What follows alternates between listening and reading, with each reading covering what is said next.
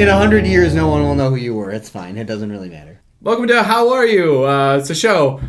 And it's good. So I'm Devin. And I'm Kyle. Cool. All right. So anyway, what we usually do for the show... This is already going poorly. What we usually do on the show is we just take questions from around the world. And so people send us questions, and then we answer them. And they're most definitely real people.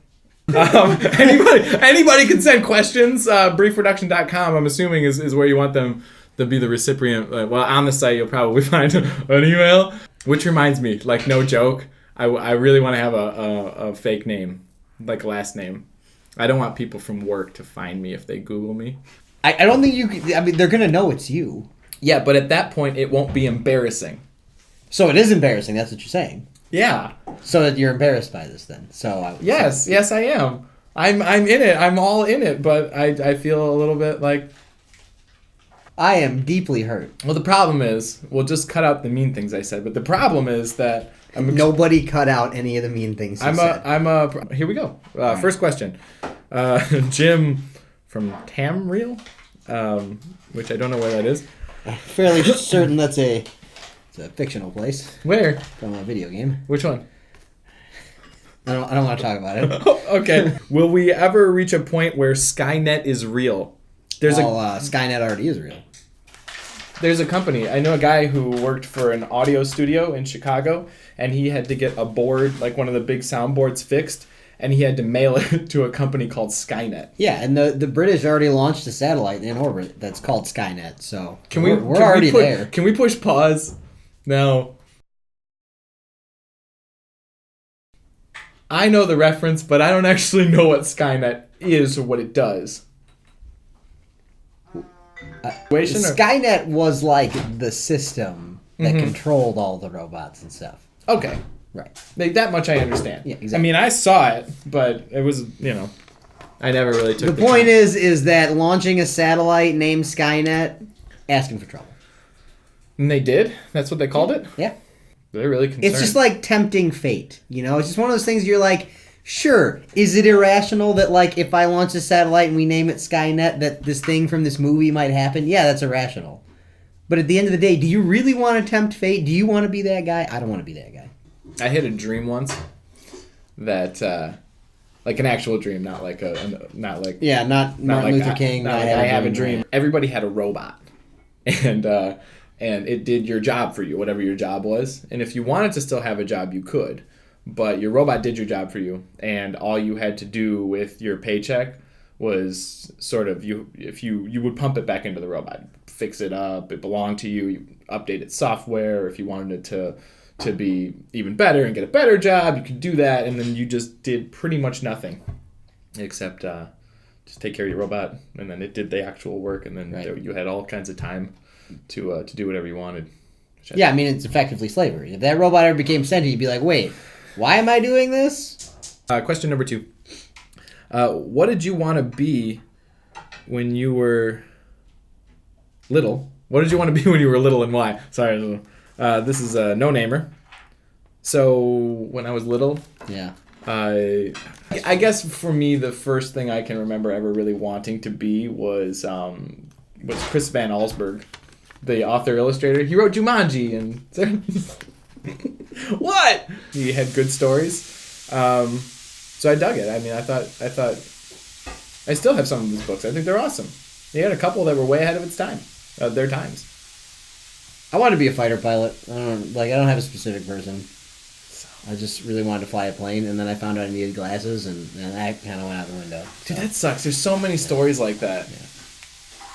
That sucks. That happened to my stepdad. Funny story. I actually pretended like I didn't need glasses for a long time because of that.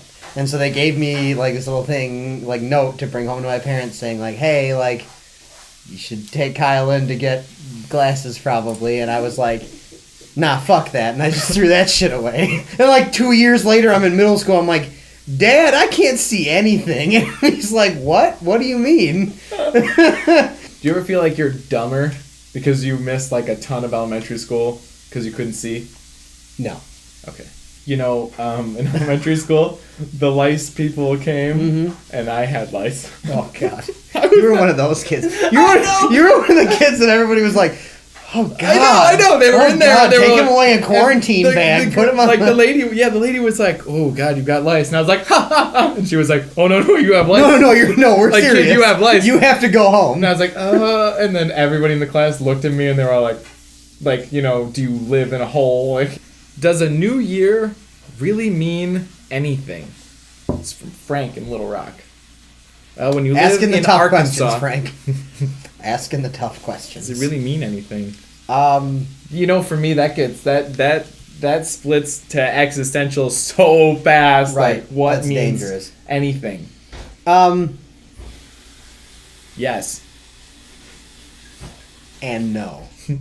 I think it can mean something if you do follow through with it, and if making the resolution can be the first step to making a change day to day. I mean, mentally it can mean something. But I think for most people, is no. It doesn't really mean anything because they try and they do it, and then they go back to being dirty savages like they've been for the rest of the year. Well, no, I don't just want to consider resolutions as a part of the new year. It's a natural break. It's like a reset button. What can be. It's a time for me to reflect on the previous segment of time, and think about the next segment. And what I'd like to accomplish. And not just immediate goals like go to the gym or whatever, but big picture. It's a time to get things in order, I think. Yeah. Like, I wouldn't focus on that stuff unless I had a milestone there to allow me to focus. Just like I would never do the dishes unless my girlfriend is coming over. To me, Frank, it sounds like it means nothing to you if you have to ask that question. Right. So, you know what? It's not a big deal. Everybody's, some people are more sad than others. Yeah. They're smaller, weaker.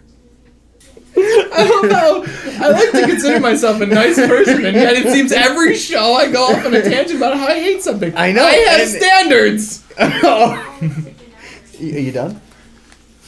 Yeah. I was done a long time ago. All right. Last question. What's in your pockets? I have a gold dollar, a James Buchanan gold. What are you carrying that around for? I'm carrying this around because, there's a guy who comes to the place where I work. It's like a bar restaurant. He comes every year with a group of people, and we all celebrate the New Year.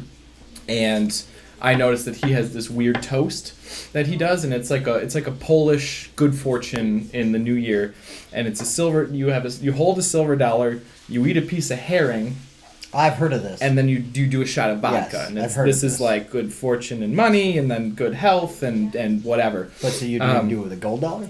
But I didn't have a silver dollar, and I didn't have herring. I was going to do it with him. He couldn't show up this year. Talking about the pickled herring on the hardtack?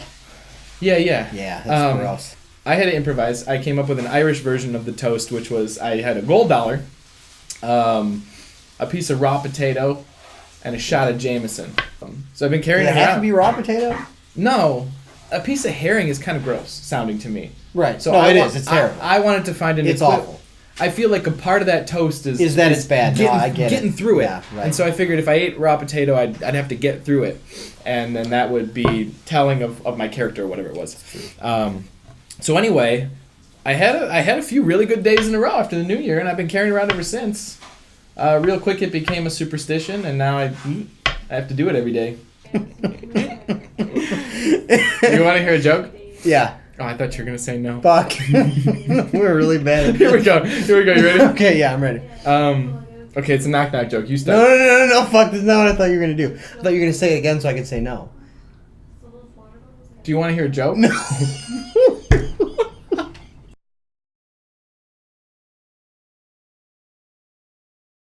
Post a comment on this web zone if you want a pizza roll.